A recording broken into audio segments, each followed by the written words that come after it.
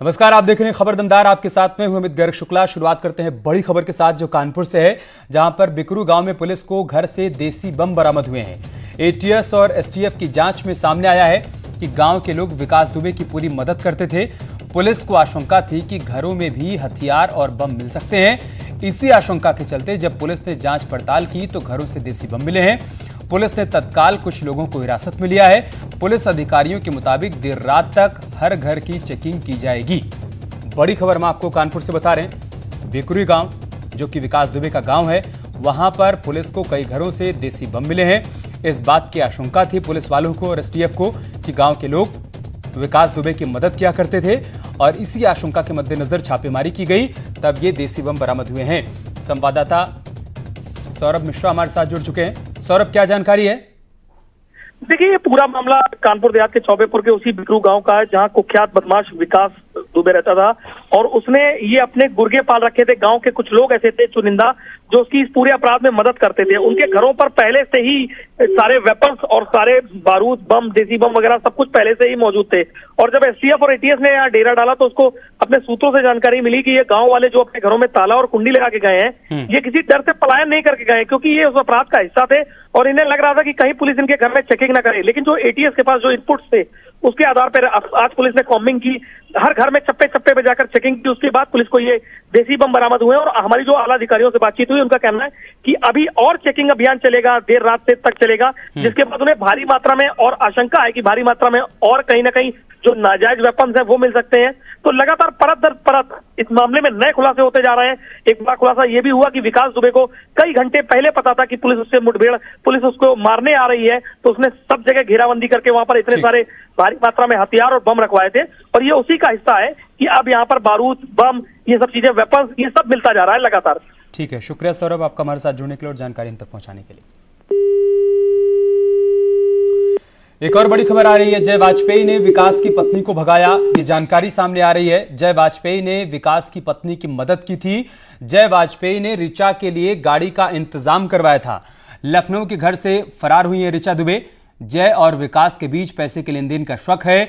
विकास दुबे के काले धन को ठिकाने लगाने का जय पर शक है। एसटीएफ अब जय वाजपेयी से पूछताछ कर रही है। बड़ी खबर हम आपको बता रहे हैं, बड़ी जानकारी सामने आई है। जय वाजपेयी ने ही विकास दुबे की पत्नी ऋचा को लखनऊ से भागने में मदद की थी, ये जानकारी सामने आ रही है। जब विकास दुबे की पुलिस के साथ मुठभेड़ हुई, उसी रात जय वाजपेयी ने मदद की विकास दुबे की पत्नी की लखनऊ के उनके घर से भागने में, ये जानकारी सामने आई है। एसटीएफ जय वाजपेयी से लगातार पूछताछ कर रही है और उसी में इस बात की जानकारी सामने आई है।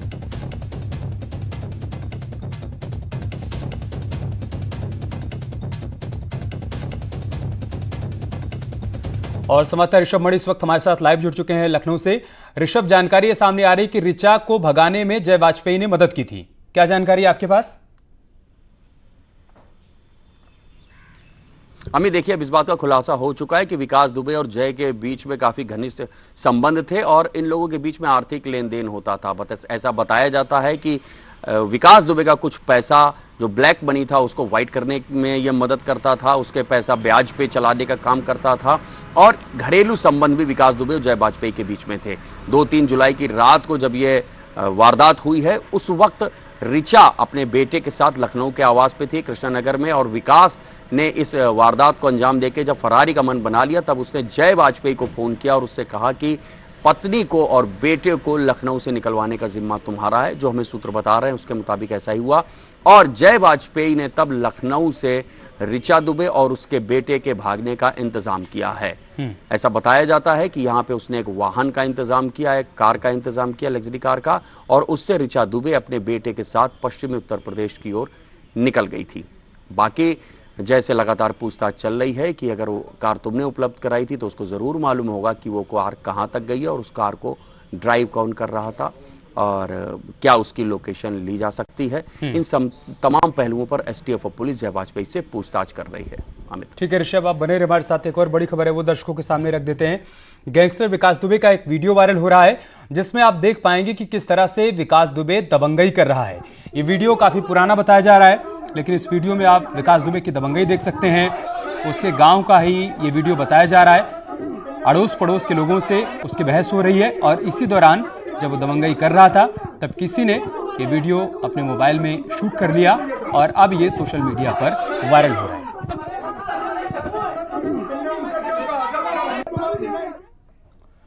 मोस्ट वांटेड अपराधी विकास दुबे की तलाश में यूपी पुलिस कई जगहों पर ऑपरेशन चला रही है।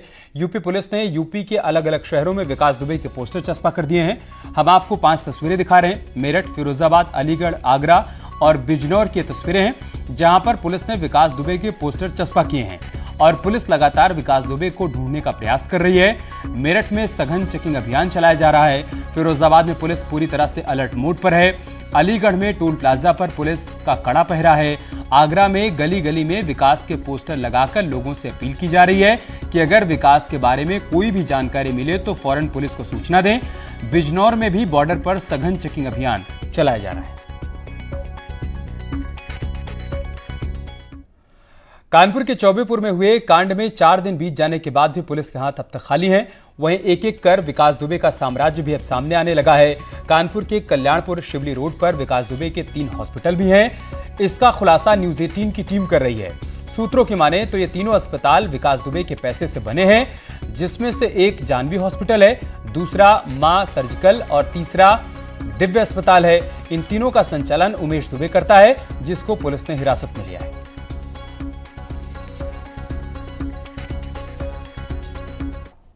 चौबेपुर की बिकरू में हुई घटना को 4 दिन हो चुके हैं और विकास दुबे पुलिस की पहुंच से दूर है, मगर न्यूज 18 रोज नए नए खुलासे कर रहा। आज ऐसे ही एक खुलासा न्यूज 18 करने जा रहा है विकास दुबे के साम्राज्य का। इस वक्त मैं खड़ा हूं जानवी नर्सिंग होम और ट्रॉमा सेंटर पे, जो विकास दुबे का बताया जा रहा है। जानवी सेंटर की बात की जाए या मां केमिस्ट सेंटर की बात की जाए या दिव्य हॉस्पिटल की बात की जाए, शिवली रोड पर बने ये तीनों हॉस्पिटल विकास दुबे के हैं। हालांकि इन अस्पतालों के जो मालिक हैं वो उमेश दुबे हैं। जब से ये घटना हुई उसके बाद से देखिए यहाँ पुलिस तैनात कर दी गई है और यहाँ के प्रबंधक को पुलिस हिरासत में ले लिया है और यहाँ सिपाही लगा दिए गए हैं। अगर यहाँ के सीसीटीवी कैमरे की बात की जाए तो ठीक सामने देखिए कैमरेस लगे हुए हैं। इस कैमरे में जो भी इसकी डीवीआर थी, जो इसके रिकॉर्ड है, इनको भी पुलिस ने खंगाला है और यहाँ जवान मुस्तैद कर दिए गए हैं। ऐसा माना जा रहा है कि यहाँ विकास दुबे की पूरी बैठकी हुआ करती थी और अक्सर रहता था। ये पूरा हॉस्पिटल उन्हीं का है, मगर लिखा पढ़ी में किसी और का। आप देखना ये होगा कि जिसको पुलिस ने हिरासत में लिया है उससे पूछताछ में क्या कोई पुलिस को क्लू मिलता है या नहीं। विजिलेंस आशीष पांडे के साथ अमित गंजू, न्यूज 18 कानपुर। और अपराध पर सीएम योगी की जीरो टॉलरेंस पॉलिसी का बड़ा असर देखने को मिल रहा है। कई शहरों में पुलिस का ऑपरेशन क्लीन जारी है। कई शातिर अपराधी एनकाउंटर के बाद गिरफ्तार हुए हैं। सभी जिला कप्तानों को सीएम ने सख्ती के निर्देश जारी किए हैं। बड़ी खबर हम आपको बता रहे हैं, सीएम योगी ने सभी जिला कप्तानों को इस बात के निर्देश जारी किए हैं कि अपराध के खिलाफ जीरो टॉलरेंस की पॉलिसी पर काम करना है। एक एक अपराधी को पकड़ना है, उसे सलाखों के पीछे भेजना है और इसी के तहत यूपी पुलिस का ऑपरेशन क्लीन जारी है। तमाम जिलों में बदमाशों का पुलिस से आमना सामना हुआ, जिसमें पुलिस ने बदमाशों को गिरफ्तार किया है और उनसे पूछताछ की जा रही है। ऋषभ लगातार हमारे साथ जुड़े हुए हैं। ऋषभ, सत्ता संभालते ही सीएम योगी ने साफ कर दिया था कि अपराधी या तो जेल में जाएंगे या फिर यूपी छोड़कर बाहर जाएंगे और उसी का असर ये देखने को मिल रहा है। उसी सख्ती का असर है कि हर जिले में ऑपरेशन क्लीन चालू हो गया है। अमित, देखिए, एक बार समीक्षा की है सीएम योगी ने, अभी वीडियो कॉन्फ्रेंसिंग की है सभी जिलों के कप्तानों के साथ, जिसमें जोन और रेंज के आईजी, डीआईजी और एडीजी भी शामिल थे। उन्होंने साफ कह दिया है कानपुर वाली घटना के बाद से सभी जिलों में टॉप 10 अपराधियों की समीक्षा की जाए। क्या वो लिस्ट बिल्कुल दुरुस्त बनाई गई है? क्या उसमें ऐसा कोई अपराधी रह तो नहीं गया जो बहुत बड़ा अपराधी है, दुर्दांत अपराधी है, जिसने अपराध के माध्यम से काफी पैसा इकट्ठा कर लिया? ऐसे सभी अपराधियों को चिन्हित किया जाए, एक बार फिर से समीक्षा की जाए टॉप 10 अपराधियों की और उनके ऊपर सख्त कार्रवाई की जाए। क्योंकि एक बात अब साफ हो गई है विकास दुबे वाले मामले के बाद से ही कि कानपुर के टॉप 10 अपराधियों में विकास दुबे का नाम नहीं था, जिसको लेकर खुद सीएम काफी नाराज हुए थे और ये निर्देश दिए थे कि सभी जिला कप्तान अपने अपने जिले के टॉप 10 अपराधियों की लिस्ट की समीक्षा कर ले और जो बड़े अपराधी हैं जिन्होंने पैसा ज्यादा कमा लिया है या कुछ सफेद पोश भी हैं, उनको लिस्ट में रखा जाए और उनके सफाई की तैयारी की जाए, उनको कानूनी तरीके से जेल भेजा जाए। गैंगस्टर एक्ट लगा के उन्होंने जो अपना आर्थिक साम्राज्य खड़ा रखा है, उनकी संपत्ति एक 14(1) धारा होती गैंगस्टर एक्ट की, उसके तहत उसको सीज किया जाए। उसके बाद से ही सभी जिला कप्तानों ने अपनी प्रायोरिटी तय कर ली और उसके बाद लगातार एनकाउंटरों का दौर एक बार फिर से शुरू हो गया है। अलीगढ़ में बबलू उर्फ गंजा जो बुलंदशहर में पिछली सरकार के दौरान गैंगरेप हुआ था, उसका आरोपी था, वो ढेर किया गया। भदोही में एनकाउंटर हुआ है। अंबेडकर नगर में खान मुबारक गैंग के 2 अपराधियों के साथ एनकाउंटर हुआ है। तो जैसे ही सीएम ने अब अपनी प्रायोरिटी तय कर दी है कि पूरी ईमानदारी के साथ जो अपराधी हैं उनके ऊपर सख्त कार्रवाई की जाए, उसका असर अब दिखने लगा है। अमित, ठीक है ऋषभ, आप बने रहे हमारे साथ। तो ऋषभ, जिस बात का जिक्र कर रहे थे कि यूपी पुलिस का ऑपरेशन क्लीन जारी है, भदोही में पुलिस ने एक इनामी बदमाश को मार गिराया है, तो ग्रेटर नोएडा में एक बदमाश मुठभेड़ में घायल हो गया है। इस रिपोर्ट में देखिए।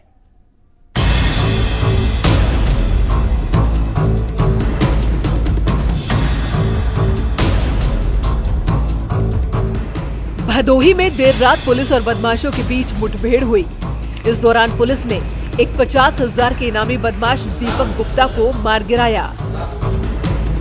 दीपक गुप्ता पर हत्या और लूट के 17 मुकदमे दर्ज हैं, जिनमें पुलिस को लंबे वक्त से इनामी बदमाश दीपक की तलाश थी। वहीं मुठभेड़ के दौरान एक बदमाश मौके से भाग निकला। पुलिस ने मौके से एक रिवॉल्वर, देसी तमंचा और बाइक बरामद की है। मुठभेड़ सुरियावा थाना इलाके के चकिया गांव में हुई। चेतावनी देने के बाद ही पुलिस पर फायर किया। उस फायर एक्सचेंज में एक बदमाश को 2 गोलियां लगी हैं, जिसे फिर इसे भेजा गया तो अभी पता चला कि उसको मृत डिक्लेयर कर दिया गया है और एक बदमाश भाग गया है, जिसकी तलाश के लिए जिले की सभी टीमें लगी हुई हैं। ग्रेटर नोएडा के रब्बूपुरा में भी देर रात पुलिस और बदमाशों के बीच मुठभेड़ हुई, जिसमें एक बदमाश गोली लगने से घायल हुआ। चेकिंग के दौरान पुलिस पर फायरिंग कर बदमाश भाग रहे थे, तभी पुलिस ने जवाबी कार्रवाई की। पुलिस ने घायल बदमाश को गिरफ्तार कर लिया है, जिस पर 6 मुकदमे दर्ज हैं। पुलिस ने बदमाश के कब्जे से एक तमंचा, 2 कारतूस और एक चोरी की बाइक बरामद की है। उधर शामली में भी पुलिस ने एक 15,000 के नामी को मुठभेड़ के बाद गिरफ्तार किया, जो 11 जून को सेल्समैन की हत्या के बाद से ही फरार चल रहा था। जनपद शामली में देर रात थाना भवन पुलिस से बदमाश की मुठभेड़ हो गई। इस मुठभेड़ के दौरान 15,000 के इनामिया बदमाश एक हत्यारोपी साजेब पुलिस की गोली लगने से घायल हो गया, जिसे उपचार हेतु अस्पताल में भर्ती कराया गया है। इस कार्रवाई के दौरान इस बदमाश के कब्जे से एक चोरी की मोटरसाइकिल, एक अवैध तमंचा, जिंदा कारतूस व खोखा बरामद हुआ है।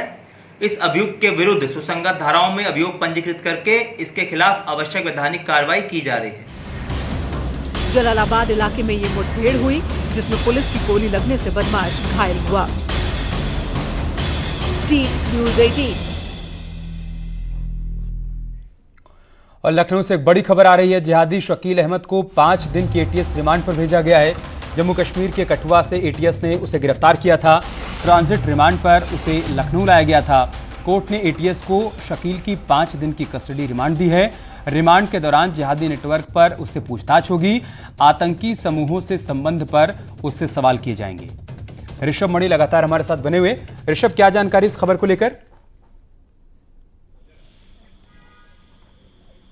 अभी देखिए 18 जून को बरेली से इनामुल हक को यूपी एटीएस ने गिरफ्तार किया था, तो पता चला था कि वो कुछ युवाओं को अपने साथ जोड़ चुका है और एक जिहादी सोच वाले युवाओं को जोड़कर एक आतंकी नेटवर्क तैयार कर रहा है और कोशिश कर रहा है कि जो बड़े आतंकी संगठन हैं उनसे वो संपर्क करे, उनसे बम बनाने की टेक्निक, सामान वगैरह उपलब्ध करा ले और किसी बड़ी वारदात को भारत में अंजाम दिया जाए। इनामुल हक से जानकारी मिली थी। उसके बाद 23 जून को रामबन जम्मू से गिरफ्तार हुआ था सलमान खुर्शीद वानी, और उसके बाद अब ये 2 दिन पहले गिरफ्तारी हुई थी शकील अहमद की, जिसको यूपी एटीएस ट्रांजिट रिमांड पे कठुआ से लखनऊ लेके आई थी, जहां पर आज कोर्ट में पेश किया गया। कोर्ट ने उसको 5 दिन की रिमांड पर एटीएस को सौंप दिया है।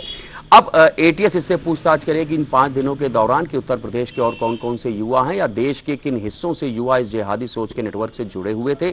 और चूंकि अब इसका कनेक्शन जम्मू कश्मीर से कठुआ रामबन 2 जगहों से हो चुका है, तो क्या पाकिस्तानी हैंडलर्स के भी संपर्क में इस गिरोह के, इस गैंग के कुछ युवक थे, और अगर थे तो वो कहां तक पहुंच चुके थे? क्या उनको सिर्फ अभी जानकारियां मिल रही थी या उनको कुछ आर्मामेंट्स भी ऐसे मिल गए थे, और आगे चल के इनकी प्लानिंग क्या है? तो इस तरह की तमाम जानकारियां अब शकील अहमद से रिमांड के दौरान ली जाएंगी। फिर इसके बाद माना जा रहा है कुछ और लोगों की गिरफ्तारियां हो सकती हैं जो इस जिहादी सोच के नेटवर्क से जुड़े हुए थे। अमित, शुक्रिया ऋषभ आपका हमारे साथ जुड़ने के लिए और तमाम जानकारी हम तक पहुंचाने के लिए। यहाँ रुक रहे छोटे से ब्रेक के लिए, जल्द लौटेंगे कुछ और खबरों के साथ।